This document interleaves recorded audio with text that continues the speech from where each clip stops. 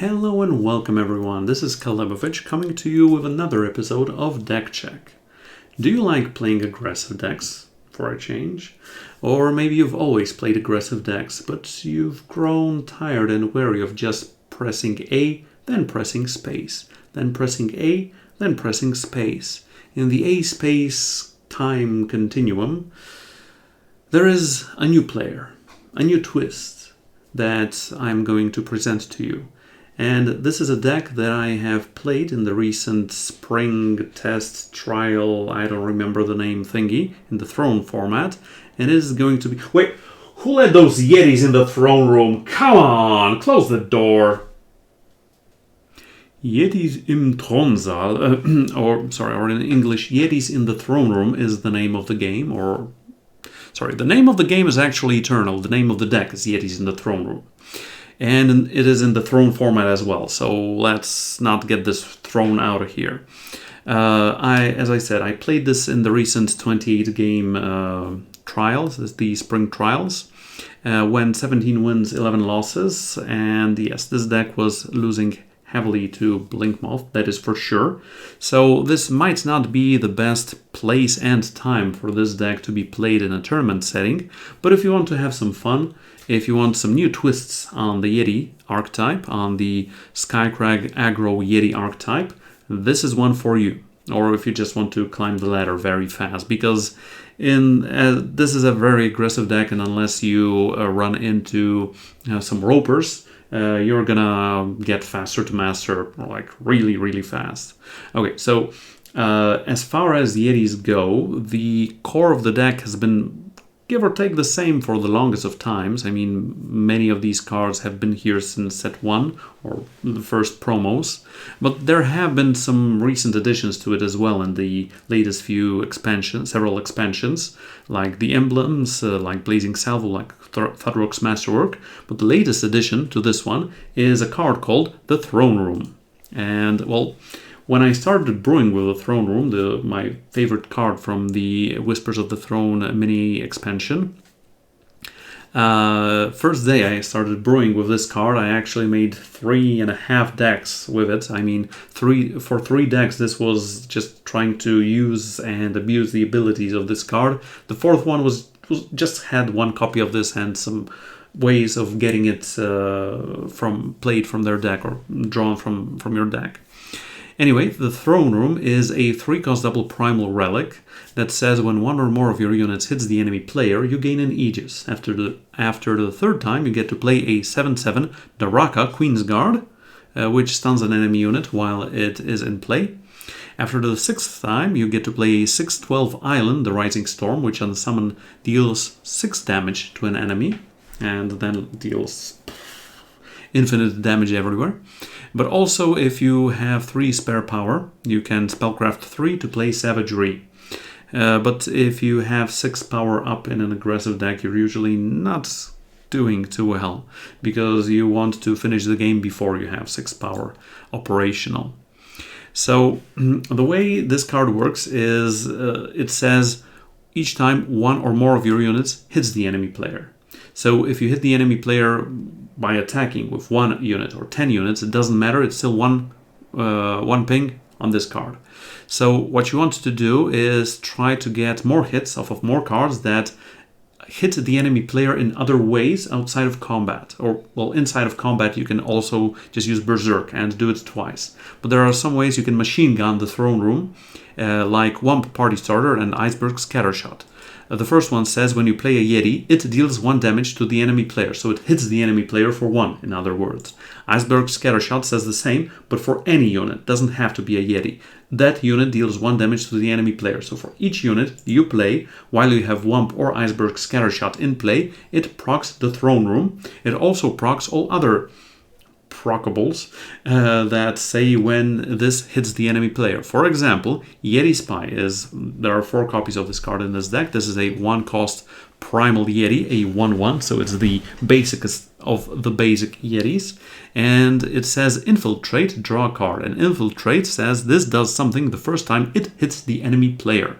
And if Wump or Iceberg Scattershot is in play, you play Yeti Spy, because that's what deals the damage. This deals 1 damage to the opponent, triggers the Infiltrate, you get to redraw a card. Plain, simple. Let's move on. Mischief Yeti is slightly more aggressive. 1 cost 2/1 Primal Yeti. With Renown, create and draw a Snowball. With Renown being triggered, usually, not often, maybe by Blazing Salvo, maybe by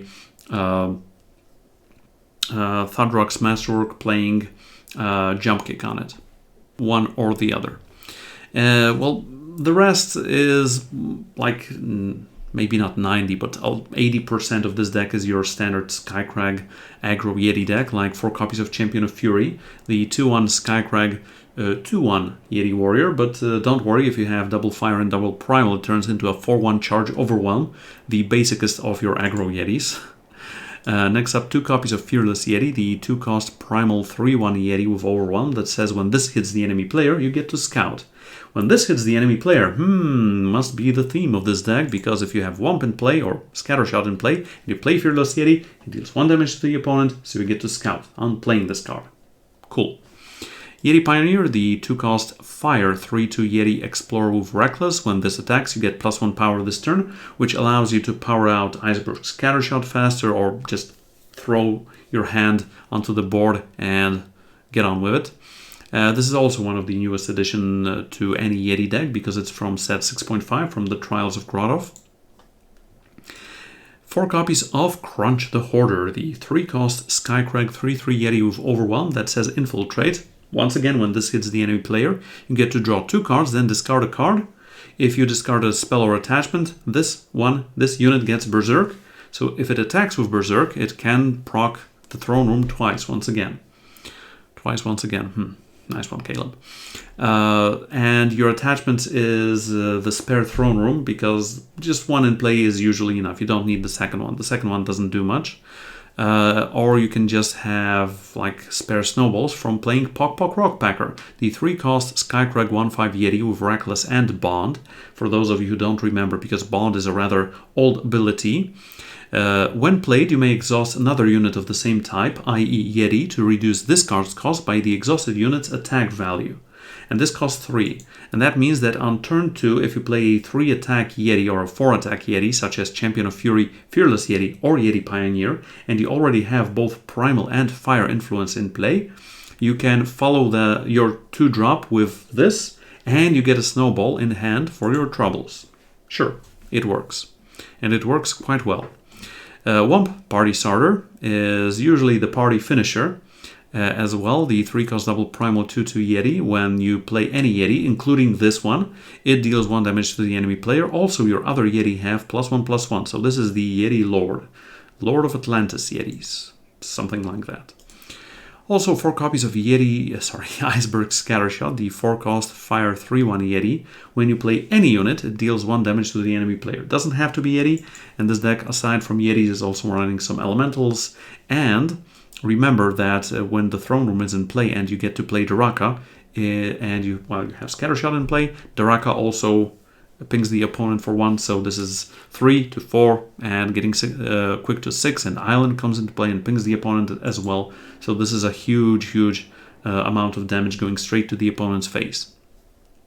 Also, Iceberg Scattershot is the first card that stands out as not your usual inclusion in a Yeti deck, but Yeti Scattershot and the Throne Room are the standouts here from your typical list.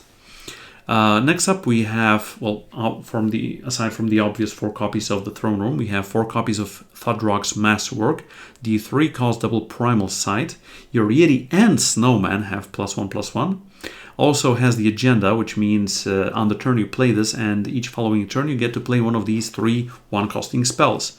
Jump Kick, give a unit +1/+1 and flying this turn, making your Yeti fly towards your opponent. Also can proc Renown on your Mischief Yeti here. Or Snowball, just deal 1 damage to any target. Or Fend Off, you get to stun an enemy unit and scout. And after all three agendas have been played on turn 4, you get to play Thudrock, Arctic Artisan. When this hits the enemy player, play a snowman with stats equal to your number of Yeti. And remember, if you already had Wump and or Iceberg Scattershot in play, Thudrock deals 1 damage to your opponent, which means you already play a snowman. And if you have Scattershot in play, that snowman also pings your opponent for 1. So once again, machine gun.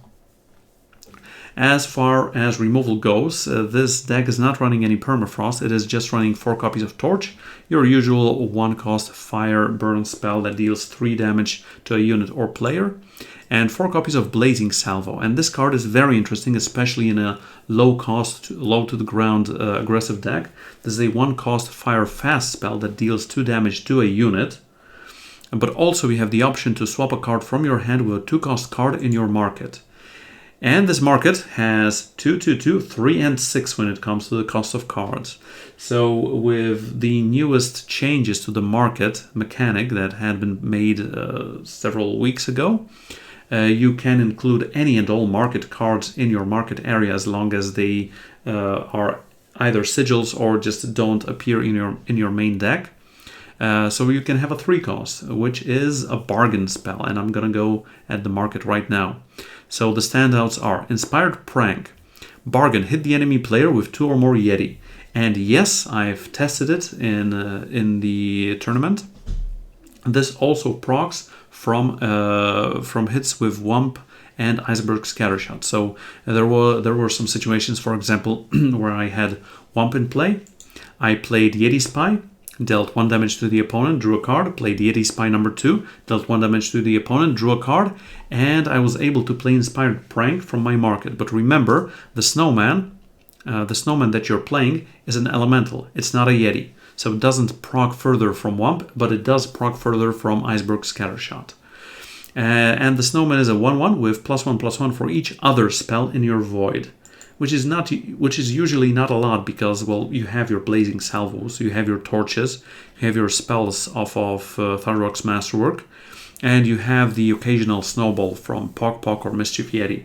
So that Snowman is usually not huge, but this is some sort of card advantage of just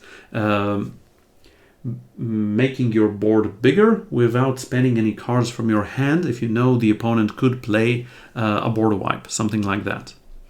Okay, so this is the explanation of the 3-drop. Now for the explanation of the 6-drop, Pyro Elemental, there's a high probability you've already seen this tech in Blazing Salvo markets. This is a 6-cost fire 4/3 charge elemental that says this costs 4 less if you have played a spell this turn. What spells can you play? Like Blazing Salvo. So you play Blazing Salvo, which grabs a card from your market, and that Pyro Elemental costs 2 because you have played a spell this turn already, this Blazing Salvo, which means you can always get Pyro Elemental from your market with a Blazing Salvo. So this is a very good turn 3, Blazing Salvo in opposing units. Take something out from your hand that you're not going to play, grab a Pyro Elemental, play the Pyro Elemental, and attack for 4. Like, this is a huge advantage on turn 3 or even later in the game. Rounding out the market, we have just your regular 2-costing spells. You have Edict of Shavka, the 2-cost fire slow spell. Edict of Shavka, such as Song of Shavka, cannot be stopped or negated or stopped by Aegis. It deals 1 damage to an enemy or 5 if the enemy is Justice or Primal. And remember, Justice and Primal enemies include sights. So this can destroy a lot of things actually, and gets through Aegis, and can be negated. So it deals with your huge Justice and Primal and Aegis units, plain and simple. Or you can grab Iceball, the 2-cost Primal fast spell that deals 7 damage to a unit, but its owner gets to play a sigil of their choice from their deck depleted. Womp womp, they still die soon after. And last but not least is the Flex card, and here you can see that Caleb is flexing even more than I am able to in my old age. The 2-cost Skycrag fast spell that either negates an enemy spell with a single faction, like a board wipe, like Harsh Rule or Hailstorm, or you get to kill an enemy attachment with a single faction, such as I don't know, something with a single faction. Permafrost is your usual target. Because the expensive ones, well, if your opponent plays Martyr's Chains or Pit of Lanekta, you're usually dead by then. Okay, rounding out the deck is the power base, and this one, given that I'm running just 5 sigils, I have not included any seats here, but you have your 4 copies of Skycrag Insignia, that comes into play ready all the time, 4 copies of Skycrag Banner, and I've even included 4 copies of Crest of Fury, but I'm not sure if this one is necessary here. You also have 5 sigils and 8 emblems, which means that technically with 34 units and 8 emblems, you're running 42 units in a 75 card deck, while still running 25 cards. And as you can see in the curve that this is a very low to the ground deck. Your only 4 drops are Iceberg Scatter Shots. So if you keep your power up to 3, you should be good. Just on again, off again, if you can get up to 4 to play Iceberg Scatter Shot. I mean, you also have Yeti Pioneer to give you temporary +1 power. You still should be good. So you are going to decimate more often than not. Plain and simple. Also remember, this is an elemental, this is an elemental, this is an elemental, this is an elemental. So this is a Yeti deck, which is being supported by some mischievous elementals. Also, a Queen's Guard and the Yeti Queen. Now, given that this deck is plain and simple as a Yeti thrown snowball, I'm not going to dwell much longer here. I'm just going to show you more games than usual. 6 games from the event I participated in. Show you how it's done. Some of these games will be just your regular Yeti games, but some of them will showcase how the throne room works in such a Yeti deck. So, hello and welcome, and enjoy the games. And here we already have game number 1. I mean, this was technically game number 3 in the event. And 1 power hand, there's the door. Just redraw and be happy with a better hand. This is not that much better, and we are going second, but yes, I am willing to keep this hand.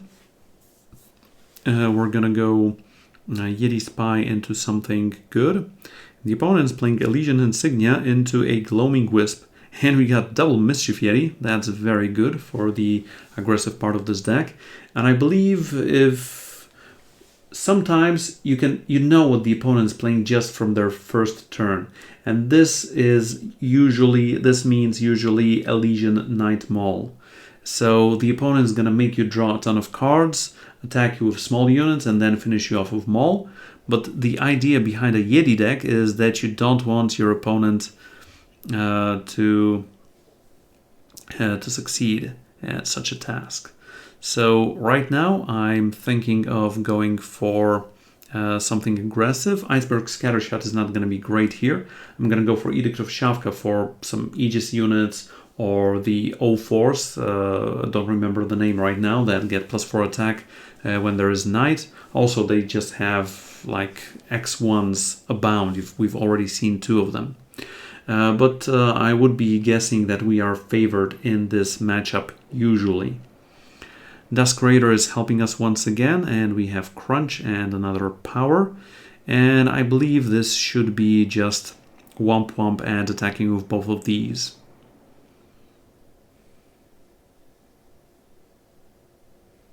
There's a snowball. Womp hit the opponent.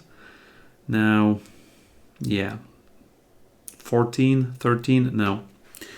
17, 16. 16 is the 1 ping damage from Night. Diplo Seal. They are up to 4 power. They're going to equivocate. Yes, obviously Womp. So everything is smaller now. Permafrost on one of them. Sure. Doesn't matter. And the opponent is going on the aggressive route. Sure. What we can do now is play Crunch, Pock Pock, and Yeti Spy, or Torch their 2/2. But these are the obvious plays. And yes, let's just get white on the board here. And transfer with Berserk, it's gonna hit the 3-drop that didn't do anything anyway. Wasn't doing anything anyway. Womp was better. For sure. Alright, Thunderrock's Masterwork means it's bye-bye Mastodon. So yeah, I was just counting up what we have here. But this usually is just a Snowball on the flyer, Torch on the ground unit. They're gonna equivocate Grunge, yes. We're attacking them for 7.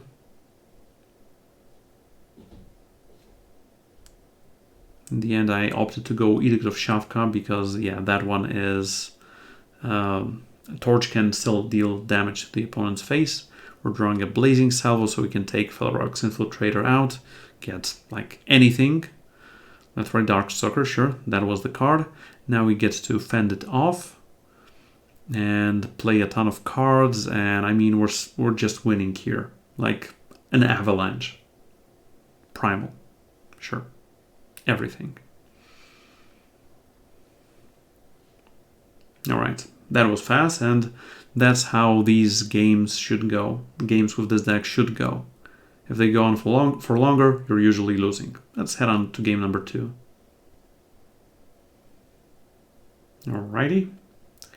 And what is this hand? Okay, so what we can do with this, we can Crest and Emblem into Pioneer, into Scattershot or Champion, or we can unturn 3 Blazing Salvo and Pyroelemental. So this gives us some options for sure. Opponent has an additional card, usually means they are running a rather slower deck. Not always, but sometimes.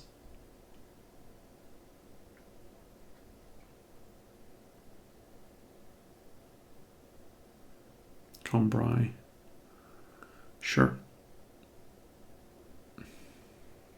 I could have also just charged in with the 3-1, but I want to have slightly more power next turn.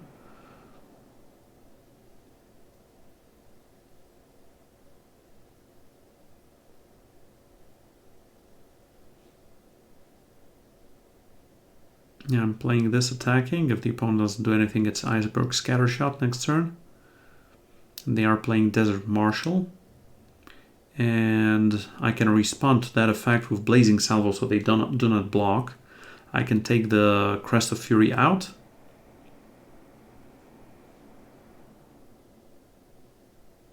And grab something from the market probably.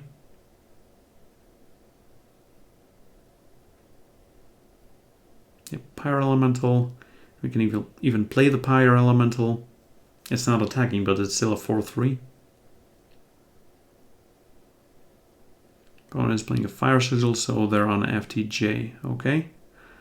And Treasure Trove, which means they have Joe in hand. Joe the Dragon. Now Iceberg Scattershot is something we cannot play, but sure we can just go for our champion. Attack the opponent for 7.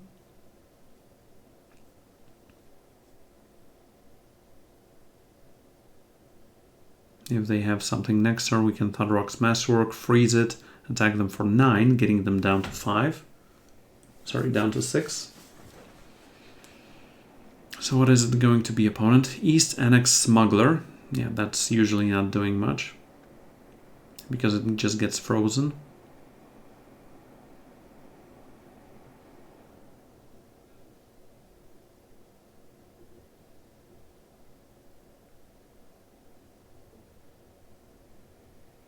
And what is it on top? Womp? Always.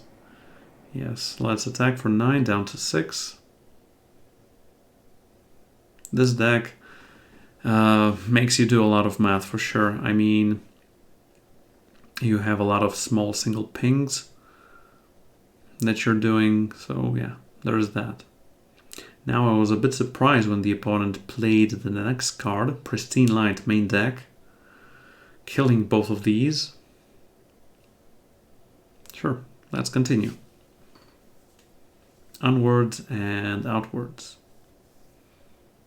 So now we can play a jump kick. Sorry, not jump kick, snowball. Here. play Scattershot, probably.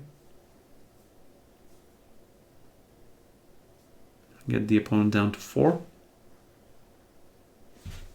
If they're attacking the side I'm not blocking.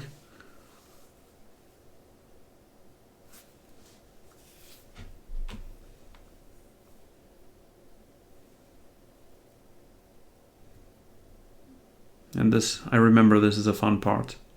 The opponent is leaving 5 power up, right? Right. So I'm guessing, what can you guess at this point? They have some fast interaction. They could have like, I don't know, Dragon Forge or something like that. But if they have Kitty does not respond, Ambush does not respond to the opponent playing units and having such effects. So them not gaining 3 health if they were holding up Pride Leader really hurt them, because I drew a 1 cost and was able to ping them exactly for 4. Anyway, onward to game number 3. And this is game number 3. 2, 3, 4. Sure, I can keep this hand all the time. 2 Emblems of Shavka, meaning that on turn 4, even if we want to play Iceberg Scattershot, we can decimate and have a 3-3 with Overwhelm for ourselves. So let's start on the banner. Into Insignia and Champion of Fury, usually. Seat of Cunning, sure. Second Thunderrock's Masterwork is not the greatest here, but it's still a decent option. Just hoping the opponent does not kill the Yeti right now.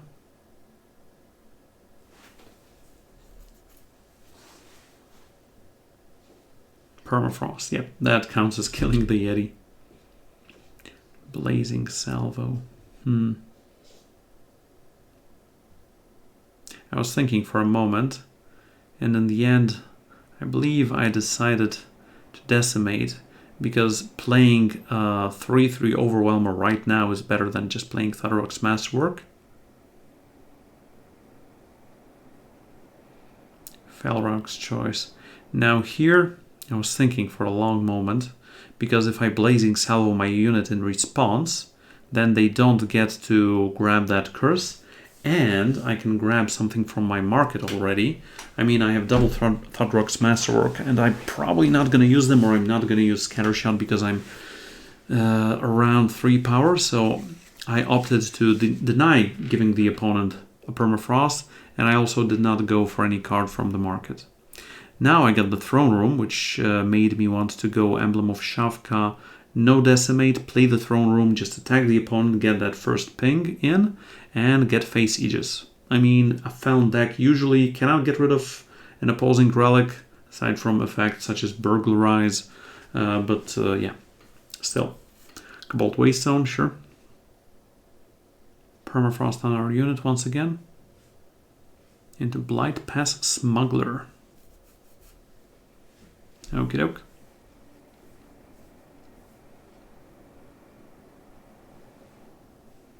Now this looks like just Thunderrock's Masterwork stunning the opposing unit and scouting. Hopefully non-depleted power on top.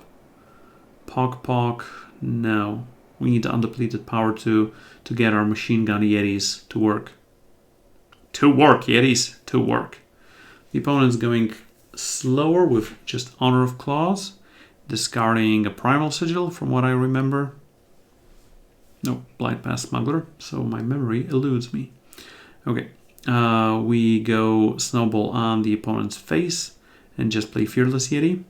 Snowball the opponent's face so that if we get another power we can Iceberg Scattershot, and those procs are gonna do wonders on, with the Throne Room. Now the opponent did something I was not expecting. What is that going to be?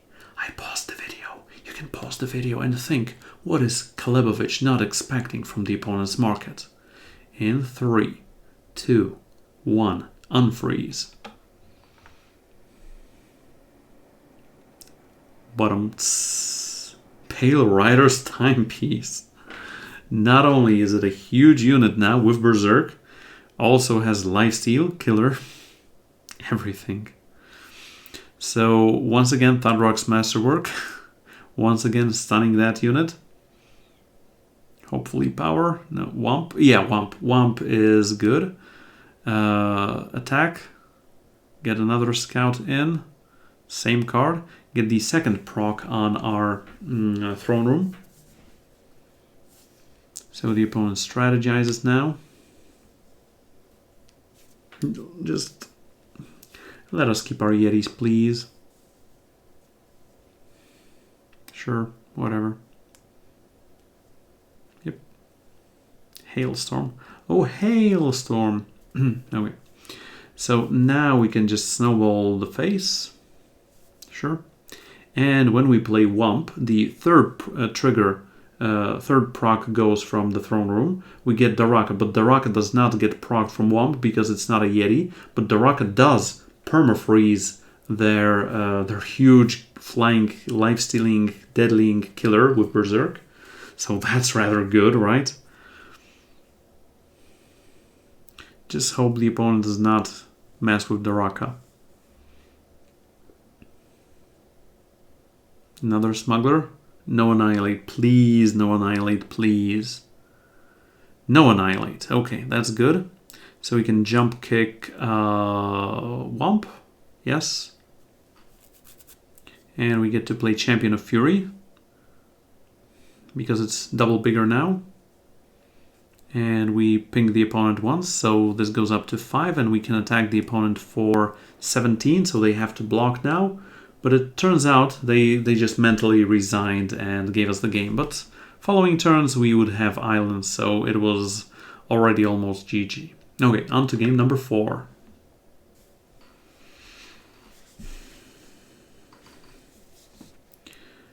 This hand, no, we can't even play Womp. We don't have double primal. I guess I would like to redraw this. Caleb, could you redraw this, please? Hello. Thank you. You had me worried there for a moment. Yeah, maybe I can get throne room going in this one as well to show you guys how it's done. I mean, this is a very slow hand, so yeah, there is that. We have to start with Crest, hopefully getting a 2-drop Yeti here for us. That can also play Pok Pok. Bond Pok Pok, I mean. And yes, Yeti Pioneer is such a 2-cost 3 power Yeti.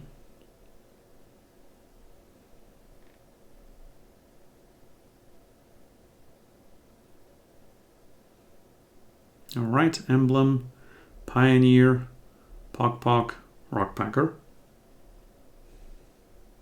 Looks like your standard Yeti opener, right?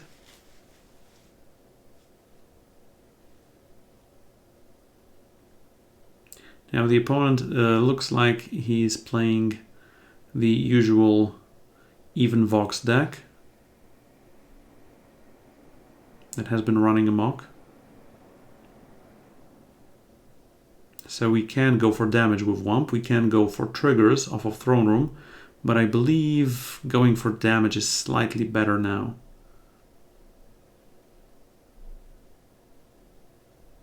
I mean, I could have also just attacked for 2 less and played Iceberg Scattershot after the attacks, but I opted to do, well, what you see here.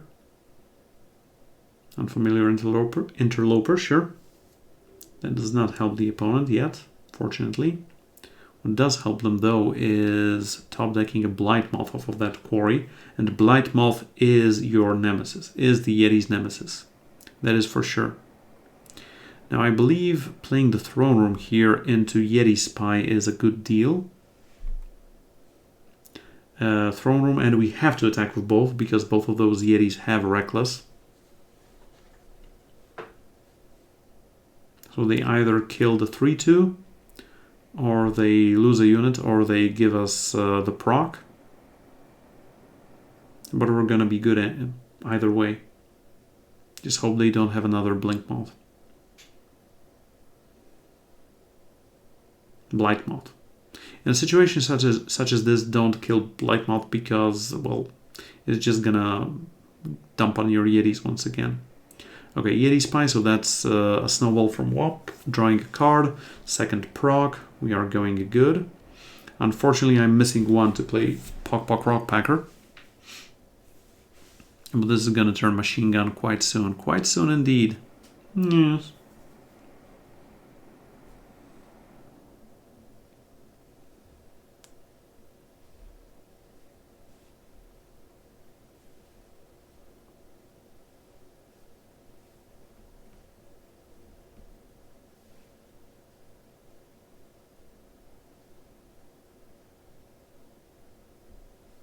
Alright, they're not doing much. And I was thinking, because I do have a lot of options here with both Blazing Salvo, with a Rockpacker. I mean, I can, for example, bond Rockpacker off of, I don't know, Womp even, or of Champion of Fury, or get something from the market, like Pyro Elemental. I mean, there's tons and tons of options here. And with opponent leaving power up, I'm guessing it's more Devour than Kairos' Choice, because Kairos' Choice would already kill Womp. So I opted to go for the Rockpacker and getting the Raka in. And freezing their Blightmoth.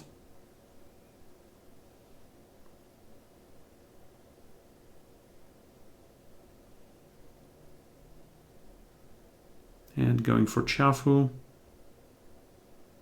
4th proc, and attacking with most of those units. I mean, I should not be attacking with Womp Womp, honestly. For all I know, they could be running Gentle Grazers.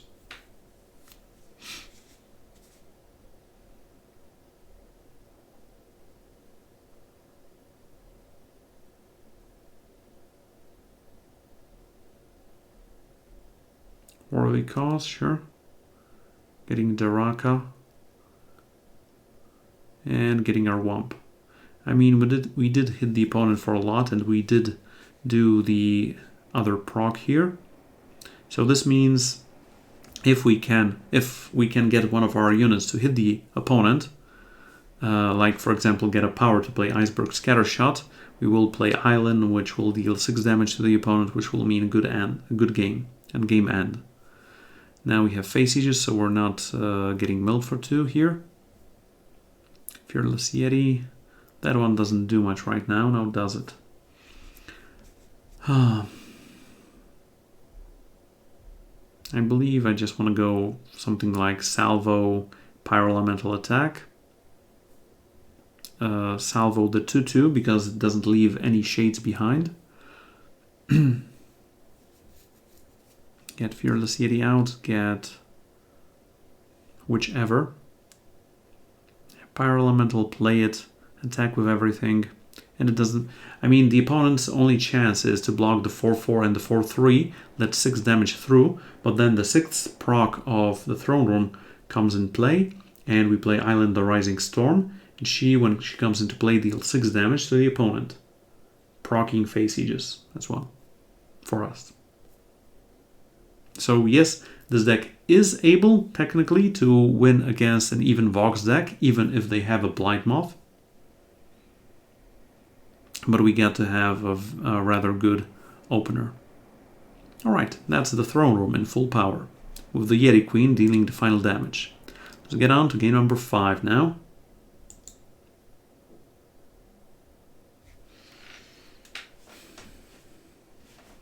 Okay, we have a 1-2-3 and a 1-2-3 and a 1-2-3 and a 1-2-3.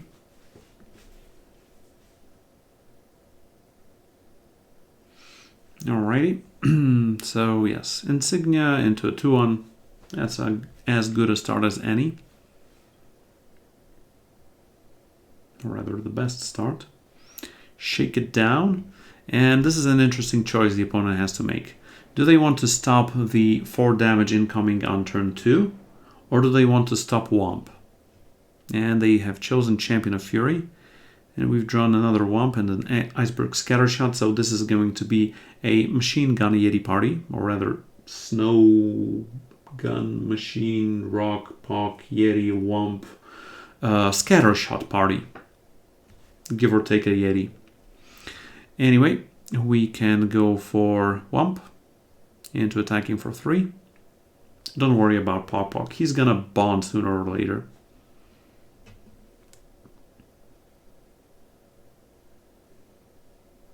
Rip, Knife, Assassin. The sassiest of all assassins. Another scatter shot, so I believe I'm just gonna go Womp, deal 2 to the opponent. Bond Pog Pog, deal 2 to the opponent. And attack with just the 4-3, so that they trade here. I also had the option of just playing Emblem of Shavka and Iceberg Scattershot and getting Pog Pog in here off of the Scattershot.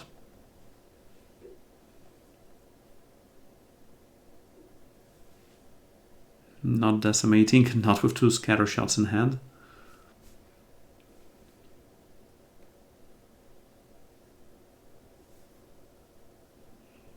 Annihilate on the Womp.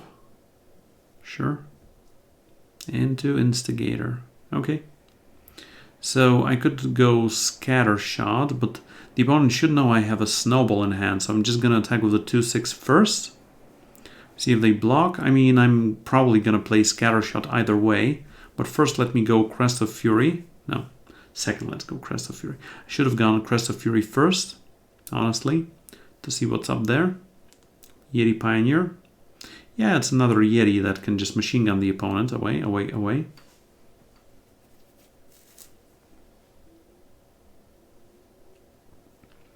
Desecrate on the Scattershot, not on the Womp, remember. And we're getting dealt 1 damage. But we're just going to go for another Scattershot, deal 2 here. 1 fiery, 1 snowy. Attack once again, Snowball the opponent's unit if they block. And they are getting dealt 1 damage, but this is a hit off of their unit, not of our own unit, so it wouldn't proc the throne room. And they're down to 6, and we can deal 2 just by playing Yeti Pioneer and more by attacking the opponent. Vara Vengeance Seeker. Yeah, I think I want to sacrifice this one, not give the opponent 5 health with attacking. And Pog Pog. That's great, so we can play Pioneer into Bonding Pog Pog. This is already 2 hits with a Yeti, so you can see the icon that we can use that.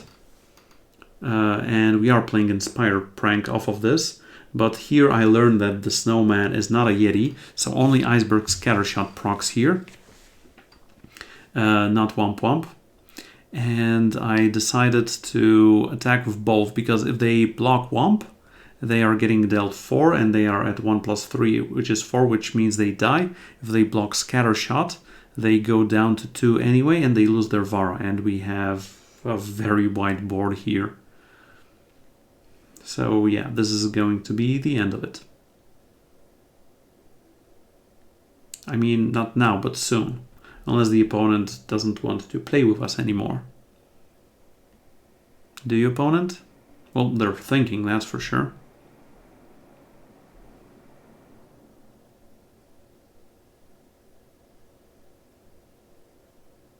Thinking bad.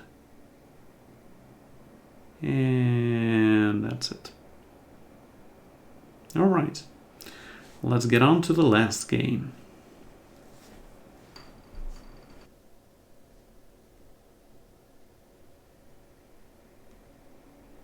Ooh, that's a lot of sides, but this is not a good side for me. And here we have a 2-3-3. Sure, this is more like it. This is more like it, and we're starting off on Crest, that is for sure. And taking a gander at what's in our future. Or what's not in our future. Yeti Pioneer. Nope, we already have one. Grenadrone. Ugh. Fortunately, Pog Pog Rockpacker is here for us, so we have the optimal turn 2.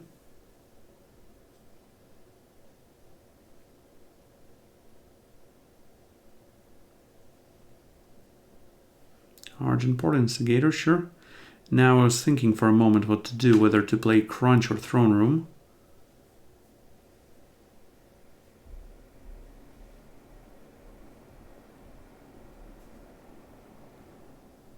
And both have things going for them.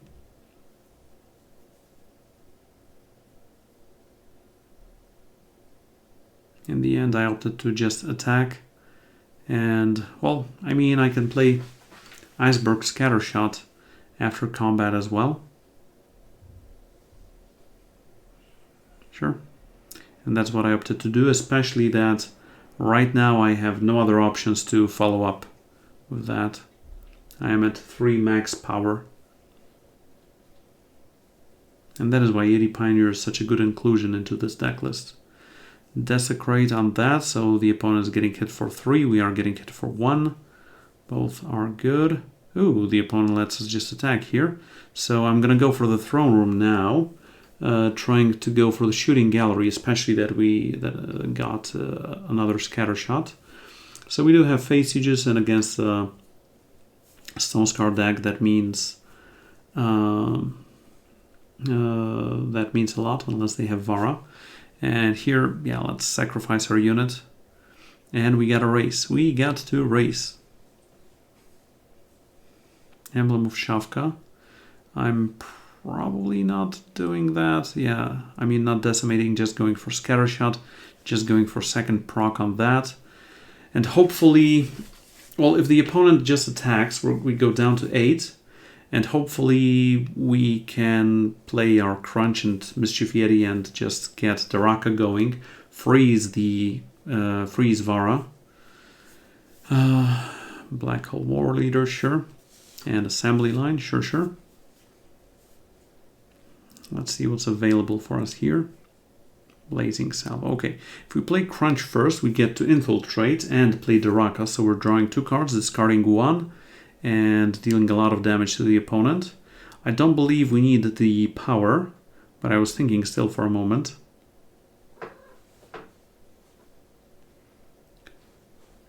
So yes, there is that. And we have to stun Vara.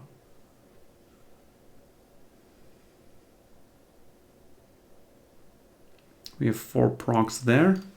And let's go for Mischief Yeti as well for proc number 5 and not attack. Now if the opponent attacks, we're getting hit for 3. And they have even more Grenadins and a Grenadin from the Waystone.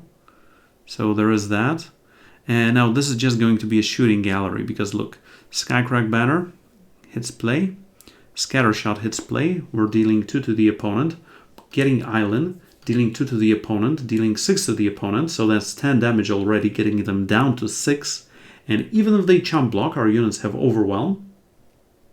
And their units are dying, and they do have Instigator, which is killing them slowly, softly, with these songs, with these words. So yes, there is that, and we just a space here. I mean, I was counting and thinking, etc. But whatever the opponent does, they have no cards in hand. Either they lose units or they lose health. I mean, at their lowest, they are losing 4 units, and we still have Overwhelm on Daraka. And yeah, they just gave up here. So Yeti shooting gallery in the throne room once again. Just going for some plays here still. But in the end, we prevailed. Queen of the Yetis wins once again. Alright, these were 6 games, not 3, the usual amount, because these were rather fast and the deck explanation was rather short. So these were 6 games with Yetis in the throne room, in the throne format. So let's get up top to the studio and talk about the deck some more. Ladies and gentlemen, the Yetis have left the throne room. Anyway, if you want to not mess around with the throne room, if you just want your regular version of a Yeti deck, you can substitute some of these cards for other ones. Like, for example, you can get throne rooms out of here and just play Permafrosts. Just your usual counters. And instead of Iceberg Scattershot, you can play Chunks that just stun some enemy units as well. Even you are able to play a Snowfort, and they have Pledge, which smooths out your power draws as well. But I mean, the rest is just a solid Yeti deck. And as I said in the beginning, these 4 Scattershots and 4 Throne Rooms are just the outliers. If you're not sure if you like this version, you can just rewind back and watch the games, or you can play some games with this. And if you don't like the throne room combo, but like the aggression of just Yetis of just Yeti aggro in the throne format, just substitute those cards for Permafrost and Chunks, and you're ready to go. You don't even have to play 4 Chunks, like 3 Chunks and a third Fearless Yeti or something like that. Something along those lines. Okay, this is going to be it for the video for the deck check. Thank you very much for watching. I hope you enjoyed your stay here. And yeah, see you again next week on another deck check. Calebovitsch out.